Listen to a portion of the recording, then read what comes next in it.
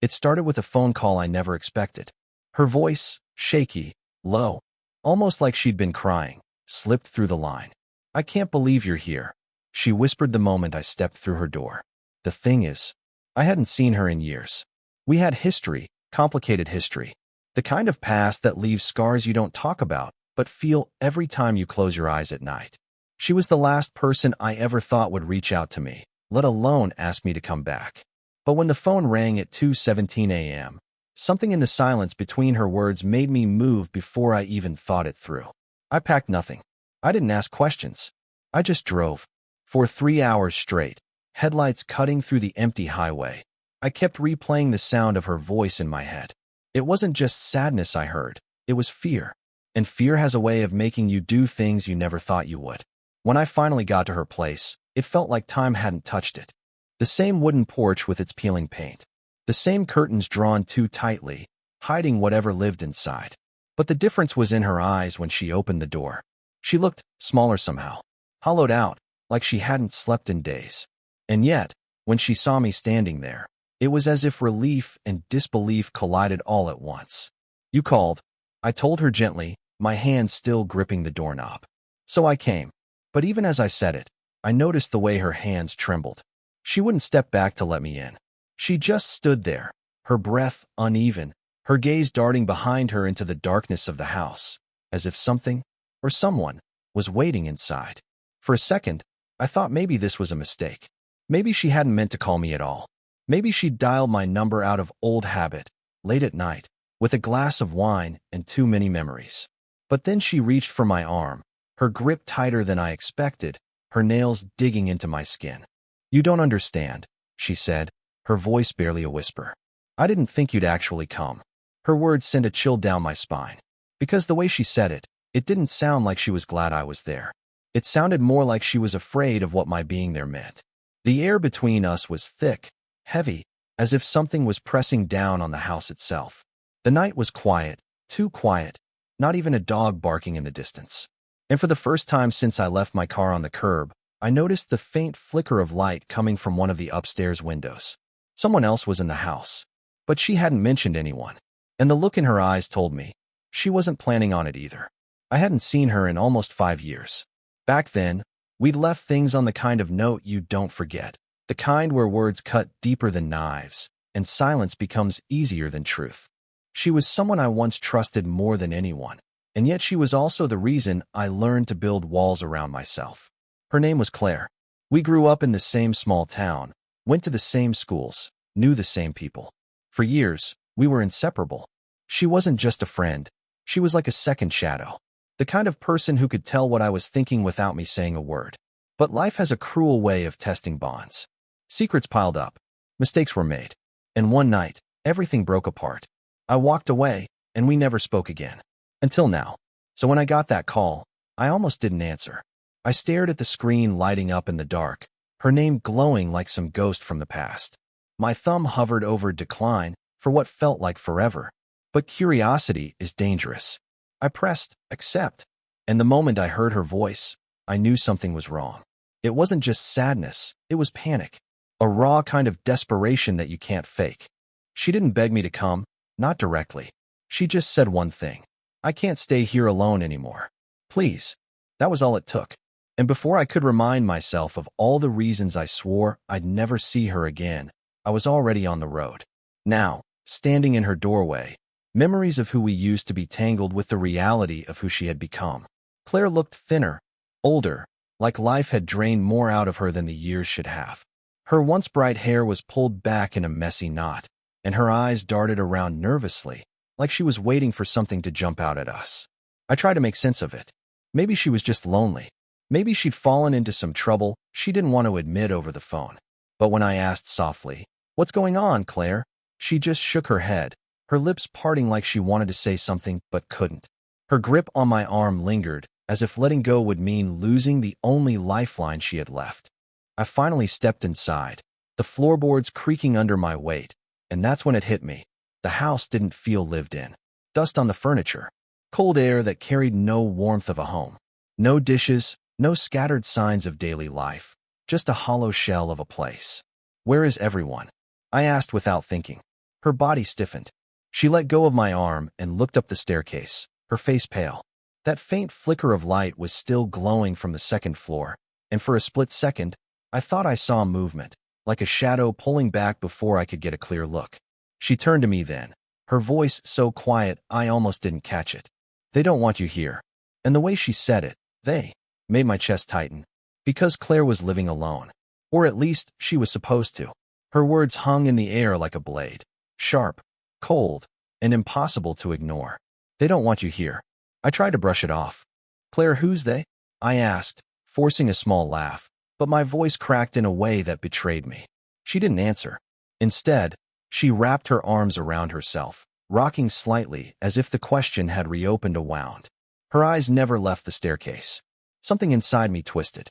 Part of me wanted to grab my coat and leave right then, to get back in the car and drive until the past was nothing but dust in the rearview mirror. But another part, the part that remembered the girl I once promised I'd never abandon, kept me rooted to the spot. "I came because you asked me to," I said quietly. "So talk to me. Please. What's going on?" Claire's lips trembled. "It started a few months ago," she whispered. "Little things. Doors opening on their own. Footsteps at night. I thought it was nothing. But then they started talking to me." The words hit harder than I expected. My stomach knotted. Claire had always been the rational one. The one who dragged me out of my own mess when I was too far gone. Hearing her say this, with that haunted look in her eyes, scared me in a way I didn't want to admit. I wanted to believe she was exaggerating. Stress, loneliness, maybe even a breakdown. But when the floor above us groaned, loud and deliberate, my chest tightened. It wasn't the soft settling of an old house. It was heavier, like footsteps. Claire's head snapped upward. Her breath caught in her throat. "You see," she whispered, clutching my sleeve. "They know you're here now, and they're angry." Before I could respond, something sharp echoed through the house. A door slamming shut upstairs. The sound rattled the walls, reverberating through the floorboards beneath our feet. I froze. Every instinct screamed at me to run, but Claire's wide eyes held me still. Her voice trembled, almost breaking into a sob. "I shouldn't have called you." And then, from upstairs, a second voice drifted down the stairwell. Low, guttural, not hers. "He shouldn't be here." The voice was unmistakable. Low, rasping, almost human, but not quite. It echoed down the stairwell, sinking into the walls like smoke. I froze in place, my body stiff as ice, while Claire clutched my arms so tightly I thought she might break skin. "Tell me you heard that," she whispered, her voice trembling. I swallowed hard. "Claire, who's upstairs?" Her eyes filled with tears. "I told you." They. The silence that followed was unbearable. Every second stretched into eternity. I could hear the faint hum of the light bulb buzzing in the hallway, the creak of the floor settling beneath us, even the sound of Claire's uneven breathing. And then, above us, came another step. A deliberate, dragging step. My throat tightened. Whoever, whatever, was up there, knew we were listening. "Claire," I said, keeping my voice low, "we need to leave. Now. Grab your keys, we'll go." She shook her head violently. "You don't understand. Leaving doesn't work." I tried. Her words hit like a brick. The kind of fear in her eyes wasn't the kind that comes from an unexpected noise in the night. It was deeper, learned. The kind of fear that comes from repetition, something happening again and again until you finally break. I turned toward the door anyway, heart pounding, but before I could take a step, a sharp crash rang out above us. It was the sound of glass shattering, followed by the unmistakable thud of something heavy hitting the floor. Claire let out a choked sob. "They're angry," she whispered. I forced myself forward, one shaky step at a time, peering up the dark staircase. My eyes caught the flickering light spilling out from a half-open door at the top landing. For just a second, I swore I saw a shadow move across the gap. Not fast, not startled, slow, watching. The air grew colder.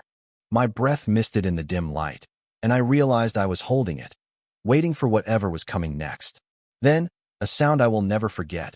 Laughter. Childlike, but broken.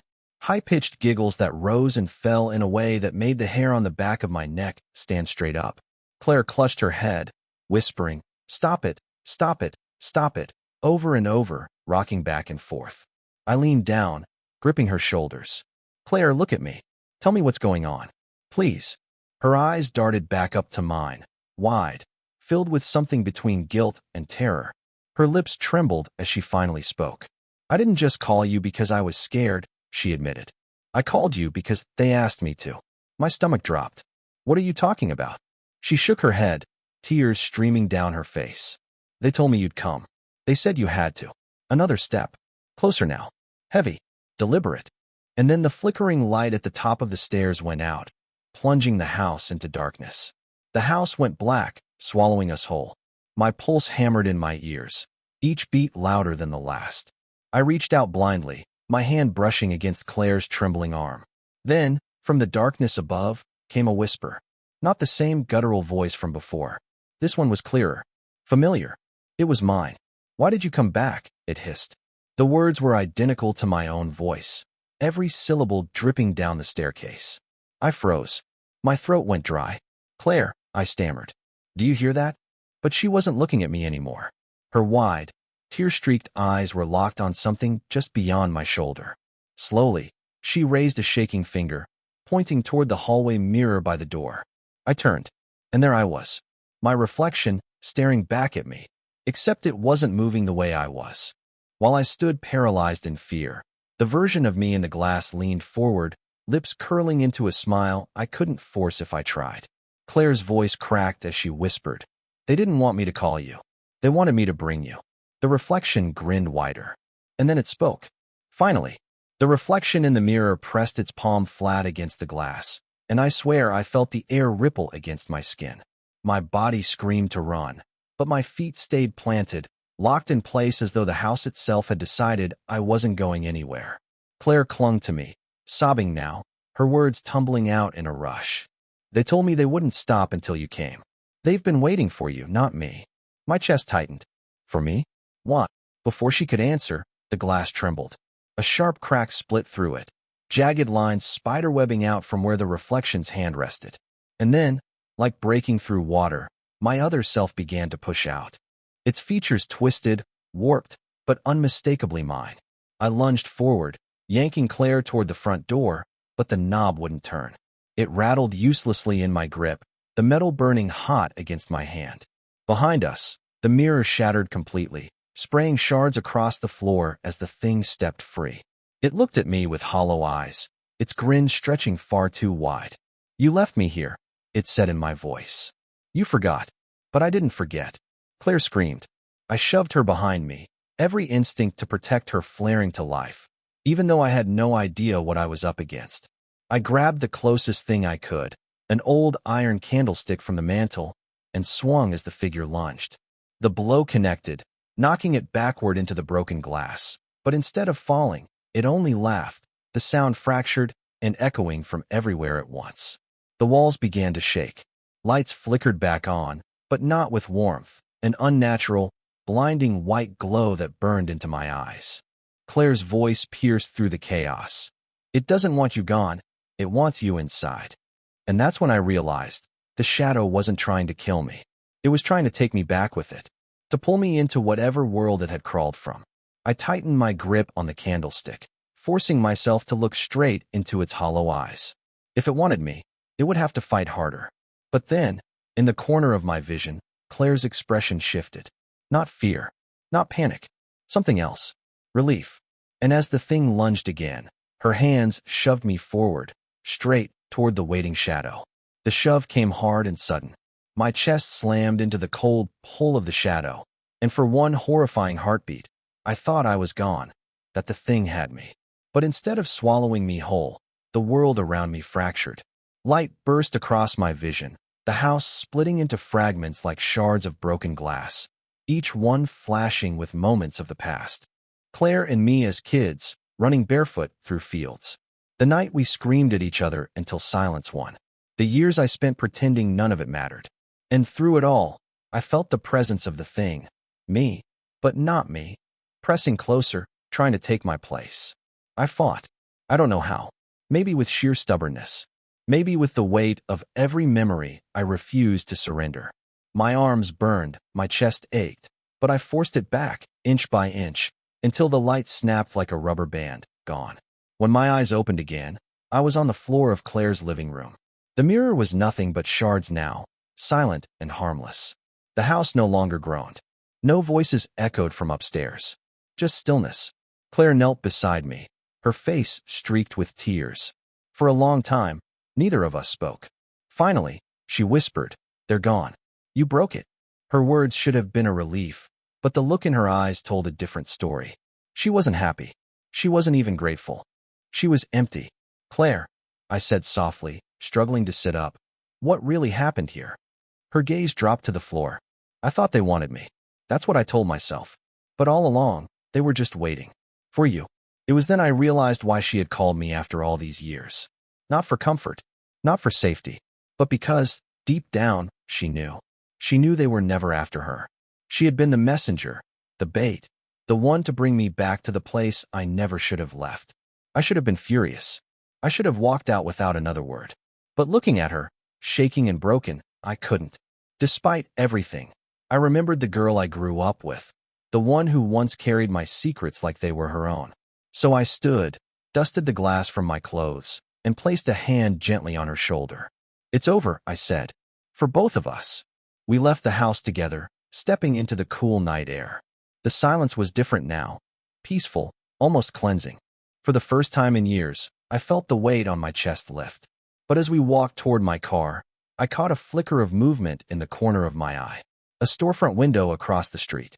My reflection, clear in the glass. It was smiling. I turned away, forcing myself not to look back. Because some things, once broken, never really leave. They just wait.